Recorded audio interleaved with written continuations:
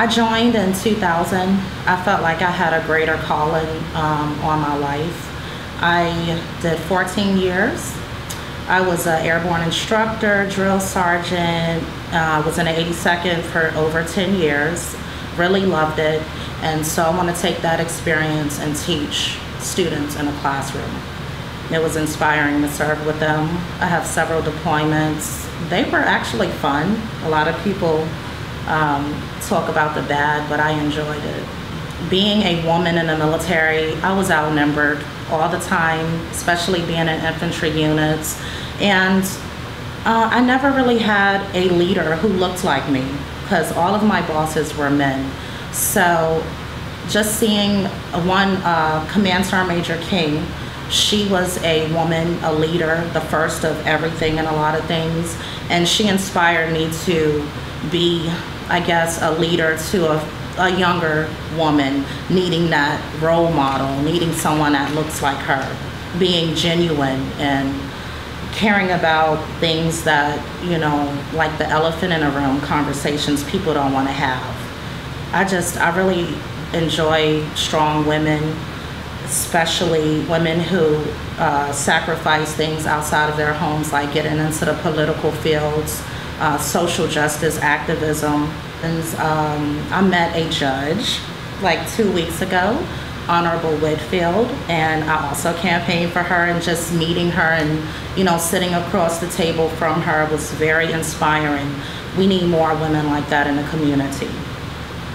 I enjoy it because, you know, any of us can work a 9 to 5 and go home and look at the news and be sad.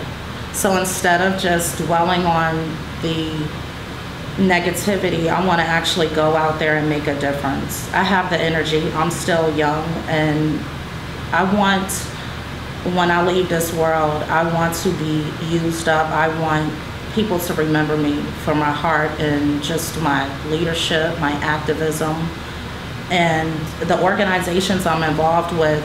I get to meet like-minded people, so I don't feel alone. I don't feel like the overachiever because I meet women just like me, and it gives us all the courage to just continue to do the work. So what's next for me is graduate school. I'm super excited. I feel like I've been in college forever, and I need a bigger challenge, and I'm ready to work on research that is going to impact real women. What I would like to do with the research is see how we can better provide women with services in prisons that they don't generally have. We tend to forget inmates once they leave, you know, society, but they're still human.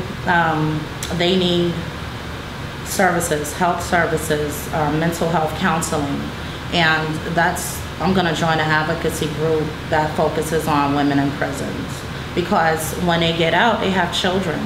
And so we need more, I guess, programs to help them become stable so that the recidivism rate isn't high. They get out, they become mothers again, productive members of society, and they continue to live a prosperous life and not let that stereotype diminish their entire lives. Absolutely. Another thing that's near and dear to my heart is LGBTQ rights. I'm an advocate of rights for that community, in particular transgender women of color. As we have seen, a lot of media don't really cover the hate crimes in that community, and I really feel like we need legislation in every state to prosecute people to the fullest extent as it pertains to a hate crime. For me, so I'm an avid skydiver. I do that once a week on the weekends. I fell in love with the sky because everybody's the same up there, you know, and it's exhilarating. And every single jump, you have the opportunity to get better and to progress. And since I'm very competitive, that's the only sport that I stuck with.